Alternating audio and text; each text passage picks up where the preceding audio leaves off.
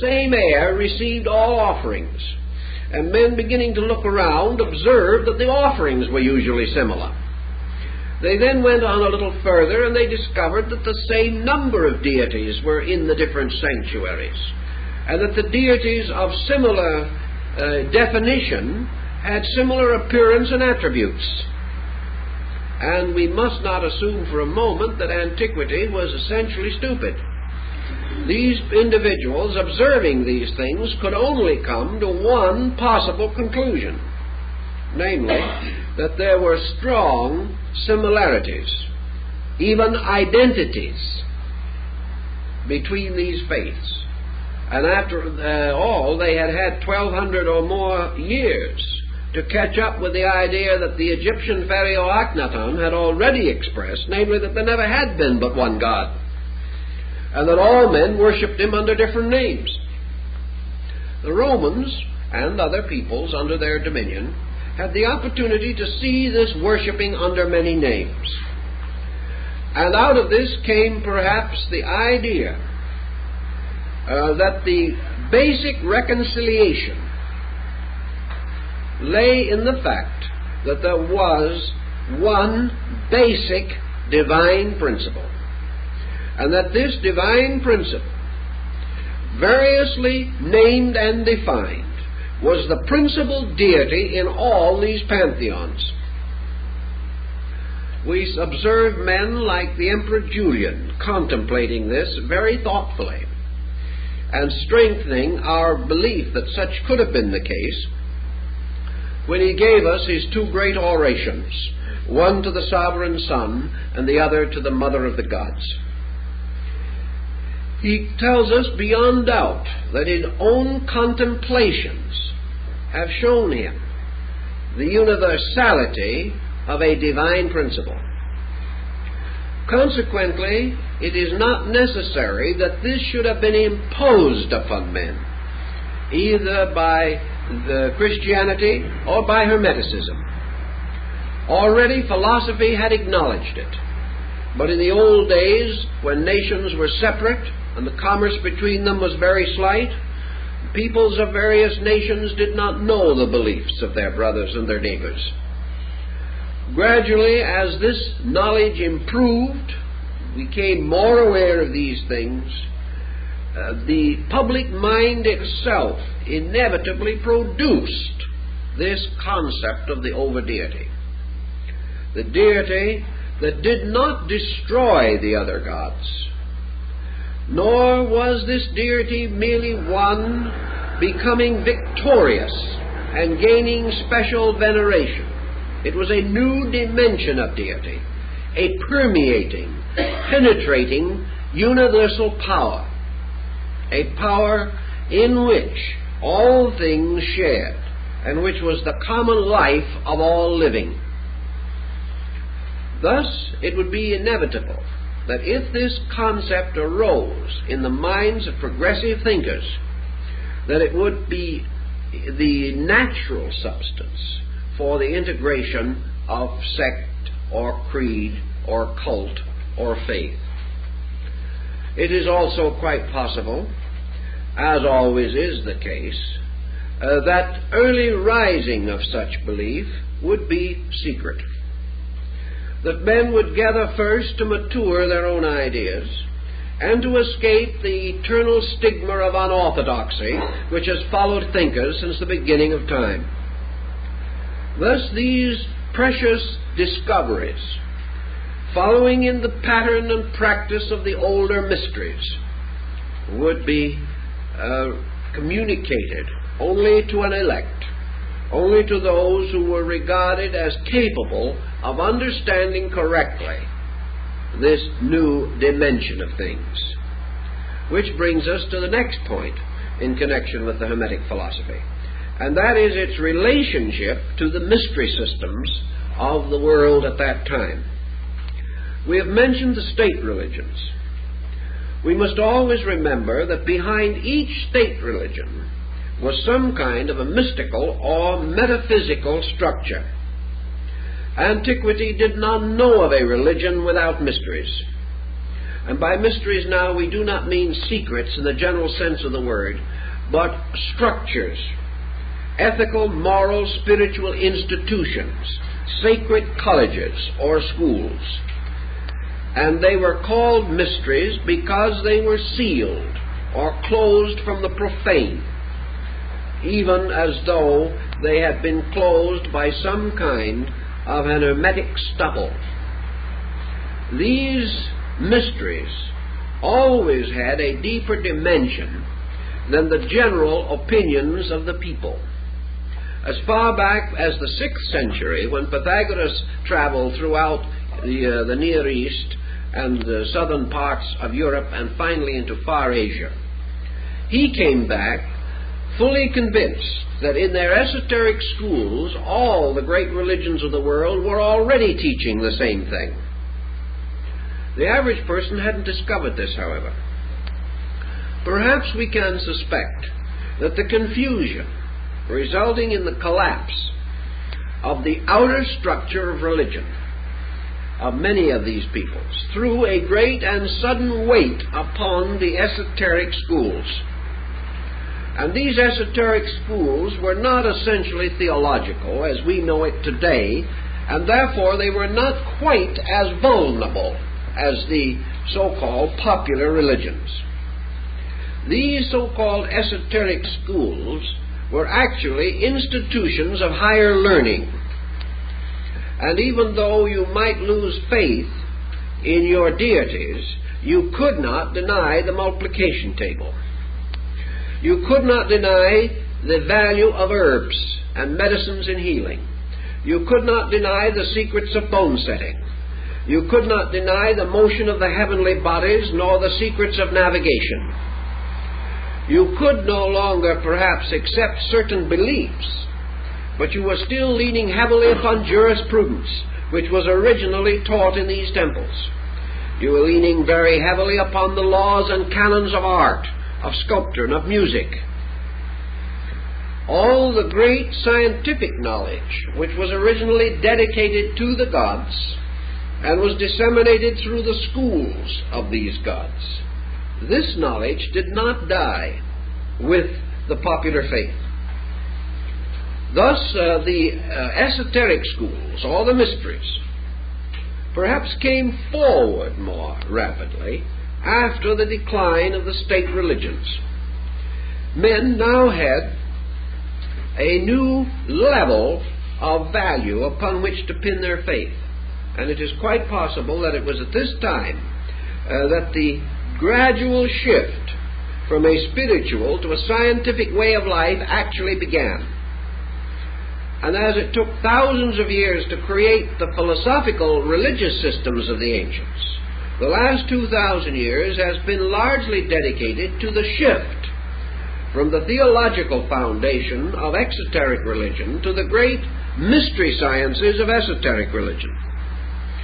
In any event, the learned, the leading minds, those who became the opinion makers of their own days, certainly must have recognized that you could not destroy the school with the temple, that the school had to go on, that man still had to learn. The increasing dignity of the school is expressed in Neoplatonism, Gnosticism, and Hermetic philosophy, and to a degree in the Essene and Therapeutae doctrines, certainly in the Kabbalism of the early Jewish mystics, rising from Rabbi Akiva, who belongs to this same critical period and is just about as difficult to orient as any of the others. All of this seems to show that the universe began to emerge as a great wonder of law.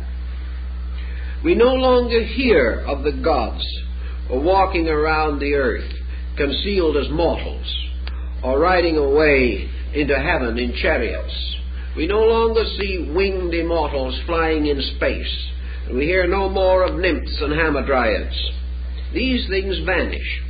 Instead of that, we begin to hear of the teachers, the great illuminators, those who came with extraordinary knowledge, those who made possible the advancement of arts and sciences, and those who gradually transformed the beliefs of men into a kind of moral philosophy or ethical system, a system based almost entirely upon the philosophic premise of adjustment to disillusionment.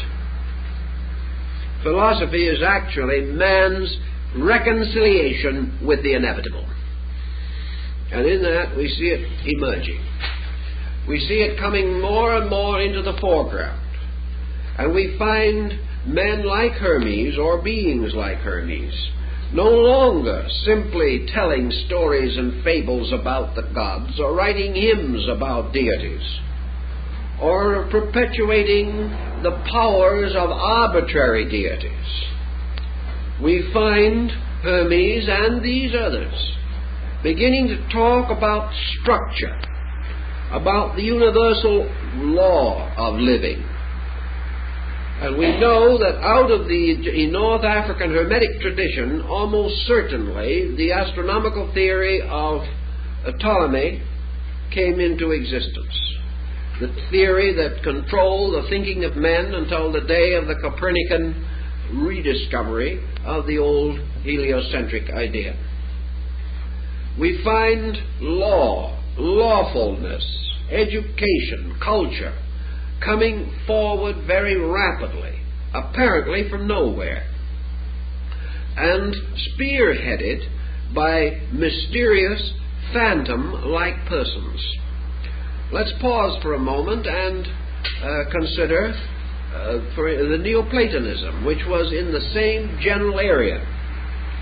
It is now generally believed that Neoplatonism was founded by a man called Ammonius Saccas. Ammonius Saccas was a sort of North African Aesop.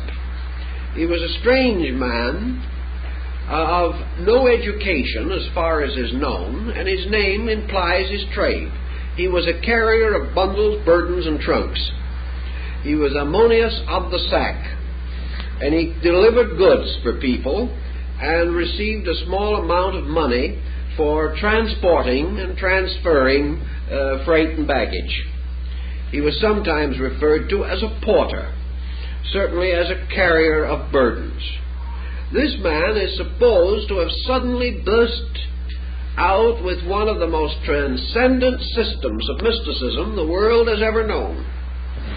How he received it, where it came from, no one has been able to say. Yet this man, unlettered, unschooled, unlearned, drew around himself one of the most brilliant academy of thinkers that the world has ever known, including such minds as Plotinus, Iamblichus, and other leading thinkers of his day, finally to produce in Athens a little later the glorious, glittering figure of Proclus, who is called or surnamed the Platonic successor. The rise of Neoplatonism is a mystery, and has always remained a mystery. Yet there is a dark hint that behind Ammonius Saccas was another person, that for some reason this other person chose to be represented by the common bearer of burdens. Now, who is this bearer of burdens? Perhaps it is the same bearer of which there is reference in the Bible, of cast your burdens upon the Lord.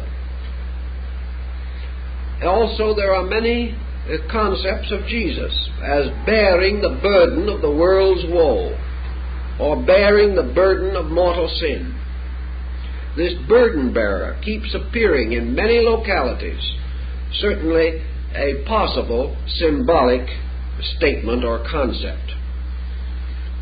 But who and what was the force behind this?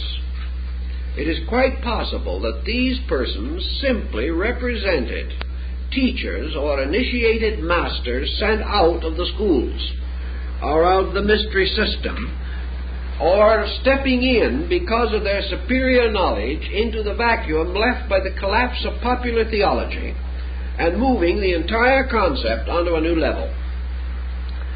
It could well be that under such a situation, this breaking through could have occurred in many places at almost the same time, because the need was general. And the need in this case produced an almost perfectly structured breakthrough in a dozen places simultaneously. We may assume that these were inspirational, but we may also assume that the temples were the source of the inspiration, for they had been for a very long time. Furthermore, as soon as this breakthrough occurred, as soon as the world in general began to think scientifically, philosophically, cosmologically, and to begin to use the instrument of symbolism with a certain intuitive apperception, the moment this breakthrough took place, the mystery schools vanished. And from that time in the Western world we heard no more of them, until a very much later date, hundreds of years later, when we find the rising of Christian mysticism in Europe. But probably 1,000 years passed, and the great institutions of Eleusis and Samothrace, the ritualistic temples of Memphis and Luxor, Karnak, the great temples of Egypt, particularly Memphis of the White Walls, all these disappeared. We find, for example, that with the rise of Christian mysticism in Syria, the Essenes disappeared, and no one has the slightest knowledge of what happened to them. They vanished. The moment the breakthrough took place, the old schools that had been the custodians of the lore and had only accepted candidates under oath and obligation, the schools vanished. The one possible solution to this is that once the arcana, or the secret of the schools, the knowledge which they had so long religiously guarded, became public, their own existence ceased. Because you cannot maintain a secret that is out, nor can you initiate people to gain a special knowledge which they can gain without it. The level that these schools represented then moved into society to become an objective, recognized system. In the hundreds of years that followed, we have the building upon these foundations, because this revelation of laws was a pretty tremendous thing, and it brought out foundations that could not be immediately exhausted nor fully built upon. It has taken centuries to build upon these foundations, even as far as we have today. And without the knowledge of the Greeks and Egyptians of 2,500 years ago, modern man would never have advanced his knowledge of electronic or atomic energy, because he is actually making his calculations with the instruments that were given to him by the Greeks, Egyptians, and Arabs. Thus, from the emerging of these things, we begin to see why, out of the ruin of a theology which had failed due to the wars that had destroyed men's faith in the ancient gods, there arose a new object or a new instrument of faith, faith in wisdom, faith in essential value. And this wisdom gradually became synonymous with God. Deity was no longer the Olympian despot. Deity was now the extraordinarily wise Father, the old learned one.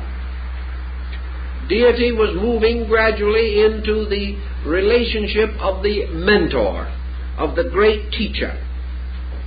And in the speculations upon this subject, it was not difficult to imagine that this universal mind, this power that was behind the whole great institution of learning, should suddenly blaze forth as the most convincing concept of deity that there was. So God became no longer a symbol of power, but a symbol of wisdom. This was something that actually the Greeks did not have. The Greeks had deity as an object of veneration. And in the Mithraic hymns, the Orphic hymns, we find a great adoration for deity. But the Olympian gods were a rather frivolous lot as a whole. They had some other strange and inconsistent practices and were not entirely admirable, as even Socrates pointed out. There were some scandals among the immortals that were better not mentioned even by the Greeks. Some of these scandals, rather well whitewashed, have descended to us in Bullfinch's mythology of the Greeks and Romans. Whatever scandals, however, were whitewashed by the Greeks were revealed in their full splendor by the Romans. And it was not the state religion. It was the great school of philosophers rebelling against it. Not rebelling against the gods, but rebelling against the literal acceptance of doctrines which they held to have mystical or secret meaning that made possible the rise of Pythagoras and Plato. Because it was the duty of these men to refine and improve and deepen and broaden the concept of religion.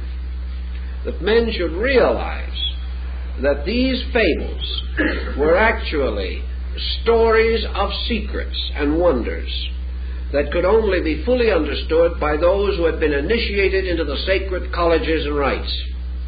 And that then in these schools the keys were given by means of which these fables were unlocked in all their internal splendor, and man could begin to appreciate the greatness of the things which he had once regarded as frivolous. This remedying of an obvious defect resulting from man outgrowing his own infancy, the great philosophers strenuously attempted to achieve, and they did to a great degree. Gradually the world caught up with them, and these philosophical systems that were once for the few became increasingly significant to the many. Now, this tremendous rise of intellectual rebellion against limitation brought also with it a certain inevitable reaction.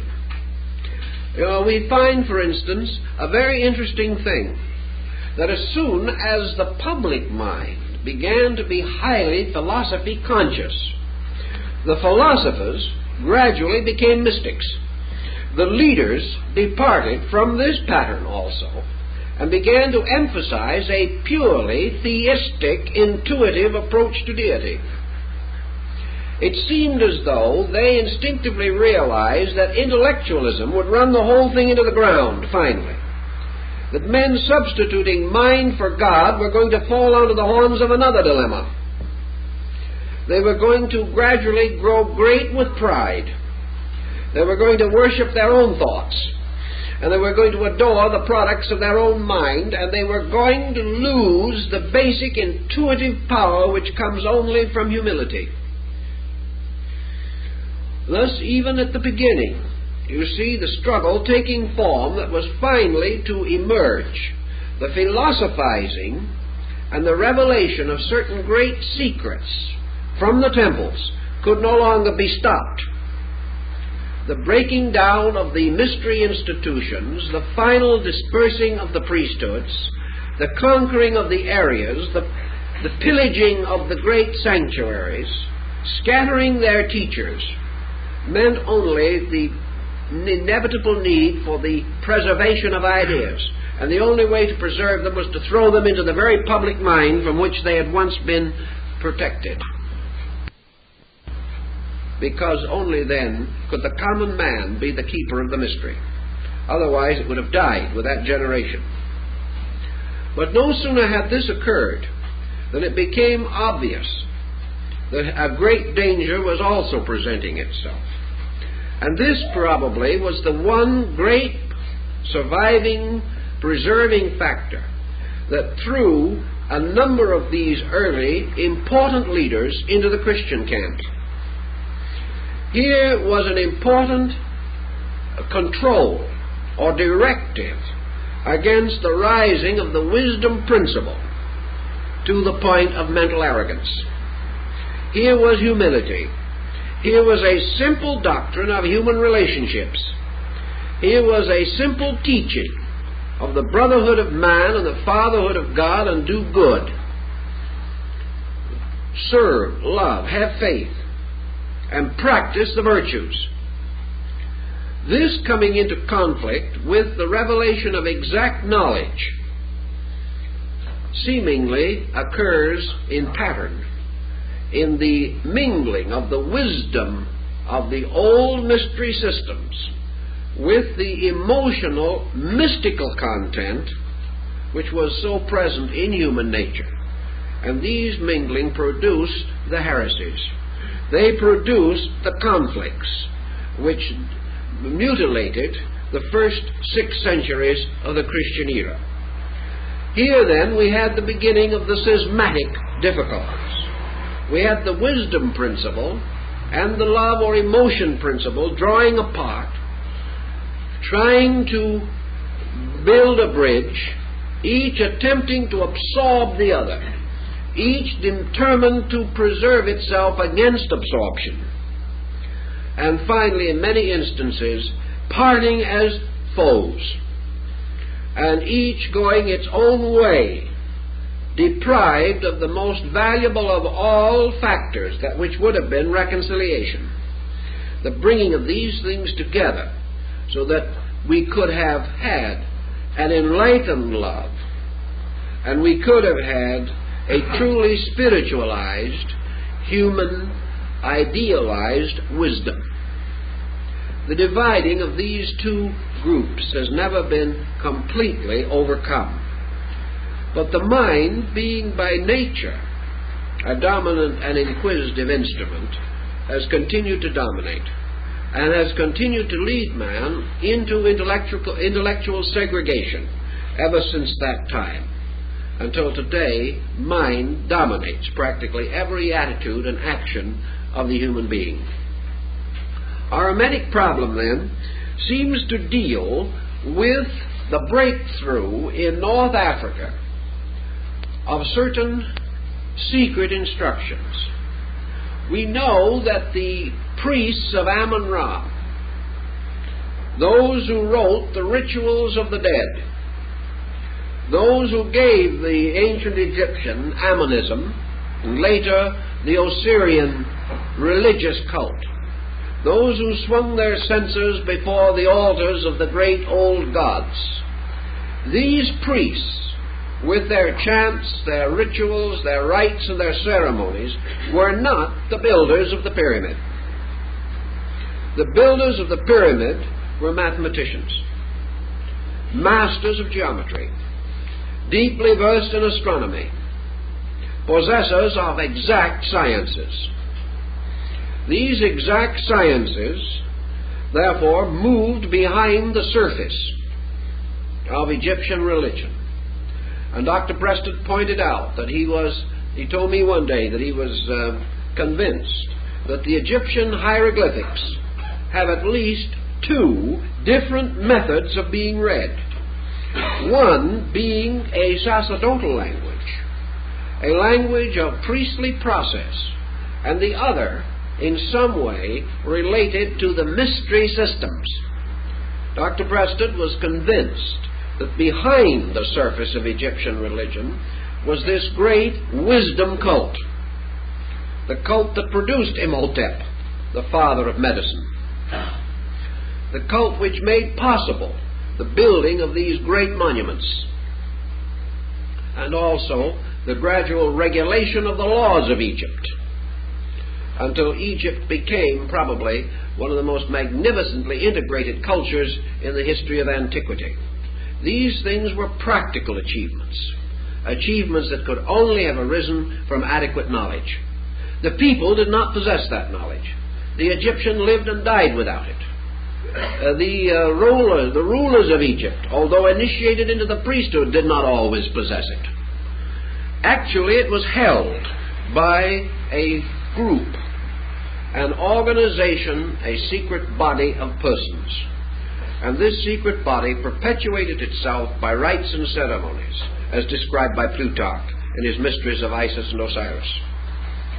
This breaking through in Egypt seems to have given us the basic principles of Hermetic philosophy.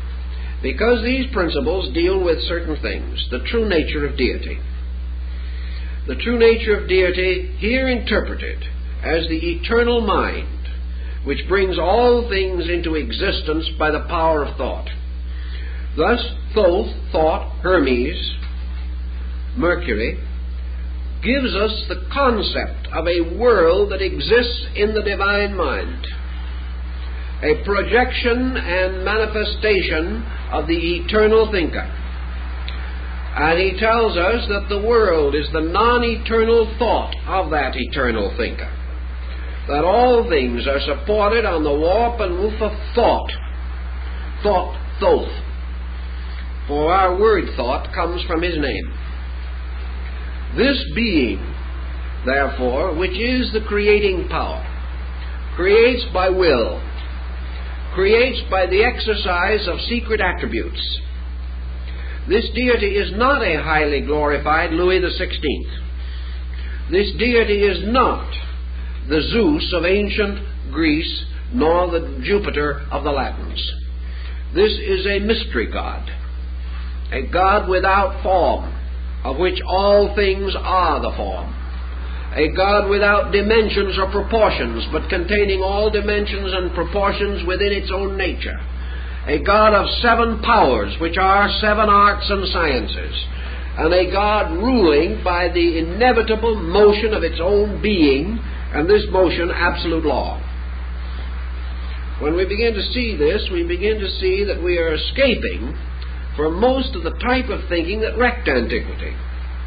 We are moving forward into something, and we do not know how it was concealed as long as it was, but that it appeared spontaneously in many areas, and that it is intimated by men like Pythagoras and Plato, who were initiates, to have existed, intimated by Apuleius and Plutarch, to have existed, referred to arcanely by Cicero and Seneca, known to the Emperor Julian as the result of his own initiation at Ephesus, and appearing again in the apocalyptical writings of the New Testament.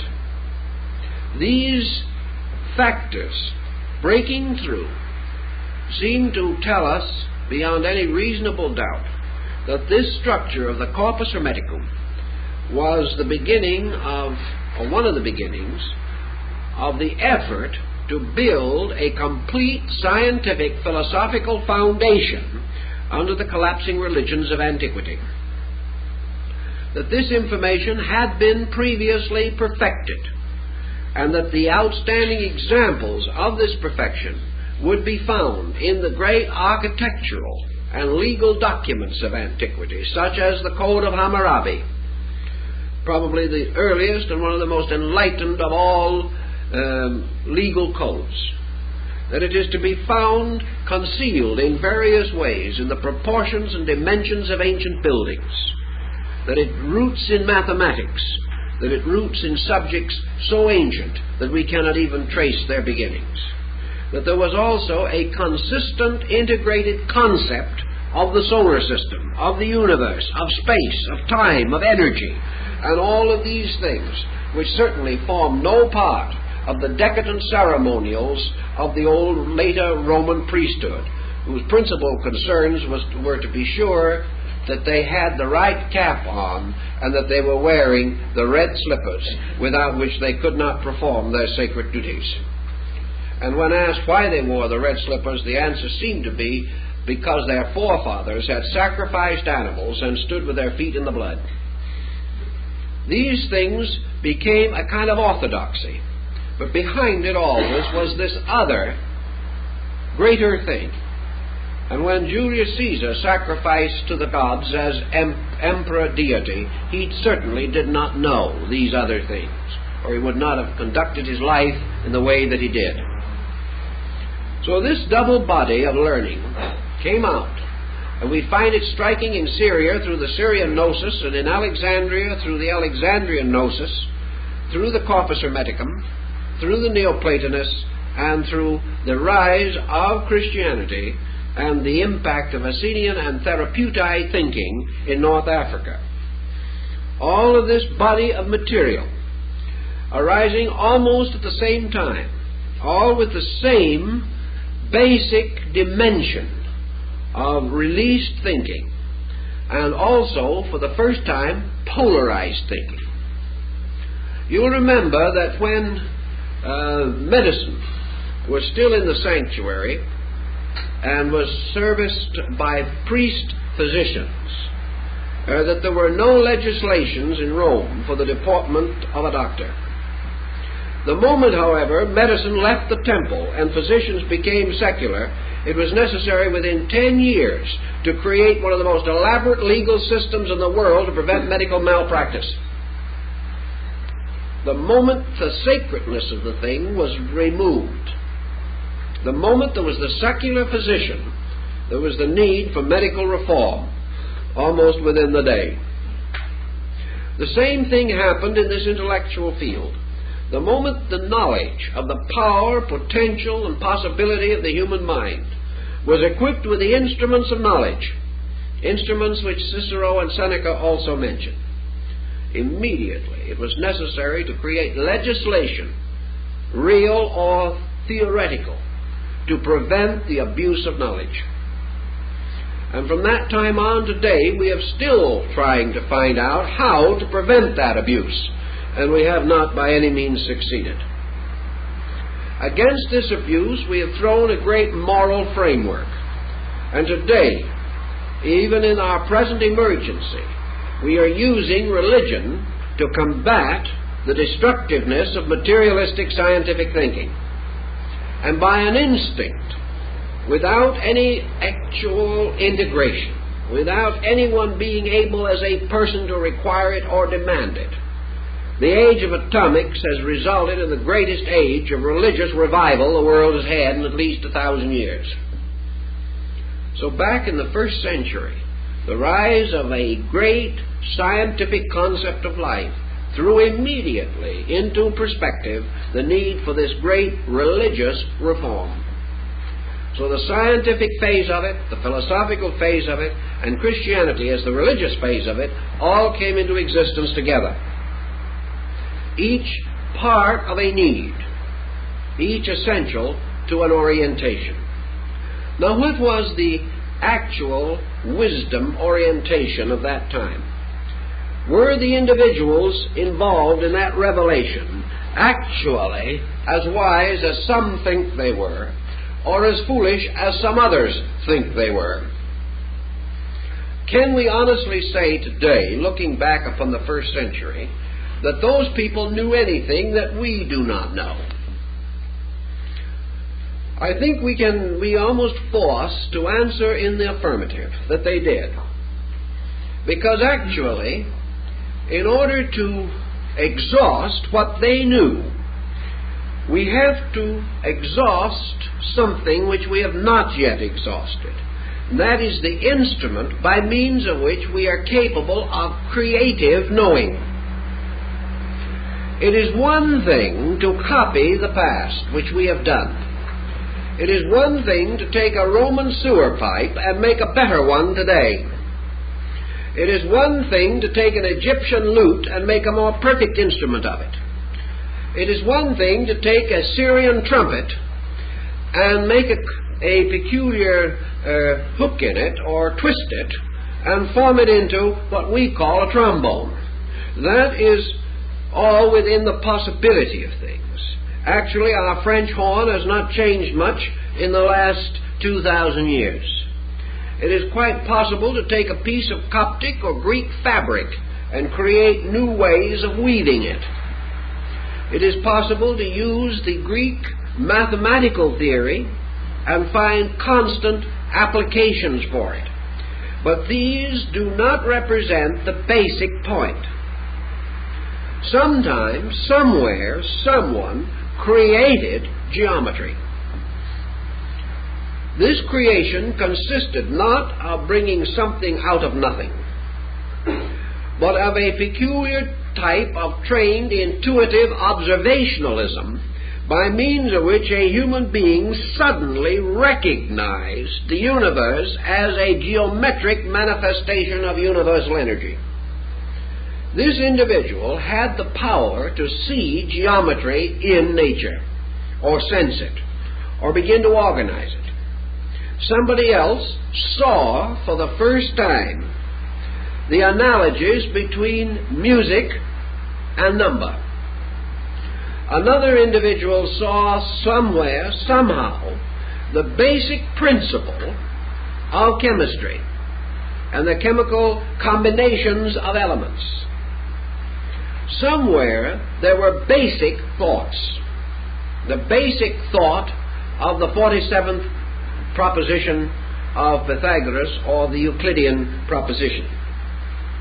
Study your ancient contributions in astronomy, geometry, music, rhetoric, grammar.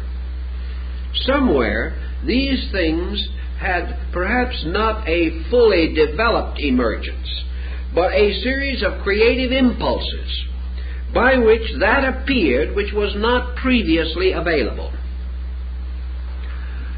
We have not exhausted antiquity until we have reached a point where we can create knowledge rather than merely extend existing knowledge. When the individual of today can create something as absolutely independent as arithmetic, he may then say that he has a creative power to exhaust, and has exhausted, the previous contributions of his people. But as long as he merely uses arithmetic, he has lacked that tremendous creativity which is the basis of the wisdom of antiquity, the power to be the first to know something.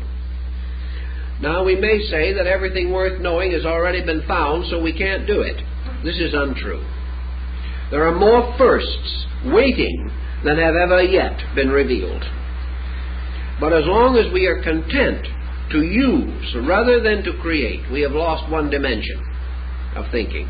And that dimension is the very thing that the Hermetic doctrine is concerned with, namely man's ability to become conscious within and of the universal mind itself, so that every individual creates with the mind of God, or with the universal divine intellect. Thus, the end of all knowing, according to the Hermetic system, is that men will not think about God or think of God, but think with God. And this statement still poses one of the most difficult situations with which the average individual can intellectually be confronted, because we cannot even understand fully what this implication actually is. But we do know that at a time less blessed than our own, when the opportunities for knowledge were much less than ours, when the instruments of available learning were far more deficient than ours, men had the creativity which established all of our great instruments of knowledge. Therefore, that this creativity lay within consciousness itself, was not acquired but was innate, and that the solution to all things lies in the innate solutional power of the universal mind in man. Now, that someone 2,000 years ago should have sounded this is important, and it is easy to see why this idea could not die, why it had to continue to exercise an influence. And it is also possible to estimate from this why this orientation could have been involved in the corpus hermeticum. The idea of this one consciousness, the author of all knowledge, this one mind, the substance of all good, and of course with it all the vision of the way in which man, through the development of the special and particular faculties of his own consciousness, might in some way and in due time attain to identity with this mind. We will learn a little later that such is the burden of the divine Paramanda, or the shepherd of men, And we know that it is the burden of that department of the Neoplatonic thinking which is called the theurgical part. Namely, theurgy, the magic of fulfillment, the magic of doing, the magic not of listening nor learning, but the strange power to be one with truth. So back even in that day, men dreamed of the possibility of bringing their own consciousness in rapport with the universal consciousness. And the secret books of Hermes and the mysteries of the Hermetic doctrine were in one way or another concealed in this, or were concerned with it. Thus, the moment we apply this key to alchemy, we change the entire perspective of these chemists. The transmutation of ignorance, the transmutation of not knowing into the state of pure enlightenment. The creation of the universal medicine, truth itself, which alone can heal all the sickness of ignorance wherever it is distributed. And the principal primary contribution of the Hermetic philosophy was that such a truth elixir was possible. That it was not the vain speculation of deluded persons, that it was not a hope beyond possibility, but that truth substantially was attainable. Perhaps not immediately, perhaps not totally, but that the motion toward truth was the motion toward solution of every problem, internal and external, as far as problem could beset man or any of his attributes.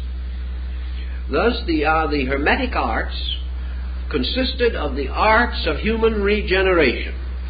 There is everything to indicate that they were influenced by Buddhism. Buddhism with its noble path of renunciation. It is quite possible that the Hermetic philosophy was influenced by the earlier systems of Eastern mysticism that resulted in Yoga and Vedanta. It is quite possible and almost certain that this system was also influenced by the part of the old Sanhedrin, the great Sanhedrin of the Jews, which dealt with the mystery of the Merkava, or the chariot of righteousness, by means of which the prophet is transported to heaven without death. This chariot of righteousness, this chariot of Ezekiel, being the symbol of illumination, or the spiritual ecstasy by which man is moved from one world to another.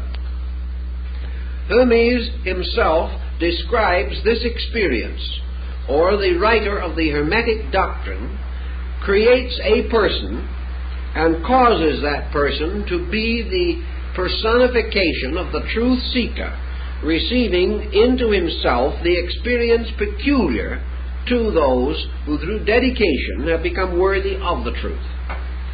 Thus, in the Pymander and in other Hermetic fragments, universal mind or consciousness becomes the teacher, instructing the disciple in the attainment of the great end of learning, which is the Hermetic marriage, or the Hermetic union, the union of the mortal and the immortal in an indissoluble bond of amity.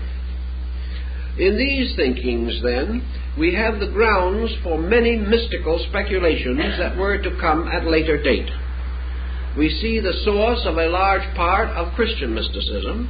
We begin to see why the more illumined church fathers must have recognized the same essential doctrine that they themselves were seeking to cultivate. They must also have realized that the experience of deity is the end of all spiritual quest. And because Hermeticism, like the early church, was concerned with truth as an experience of consciousness, it could not be rejected totally, any more than the ethical experience of Plato could be rejected totally. So the orientation of our problem is historically in these centuries of change, these centuries by which certain directives arose in the thinking of man, and in the midst of these directives we see the rise of this very strange and elusive belief. A belief, however, which again never died, but became disseminated through 100 sects, even reaching into the Near East to become very important in the teachings of the dervishes and the Sufis. Thus this teaching moved in and on through time, losing its name after a very short time, but never losing its directive to the individual or its positive affirmation of the exact science of human illumination or redemption through the spiritual experience of illumination. These elements and these factors give us the orientation and will, I think, permit us to go on next week with a further analysis of the doctrine itself.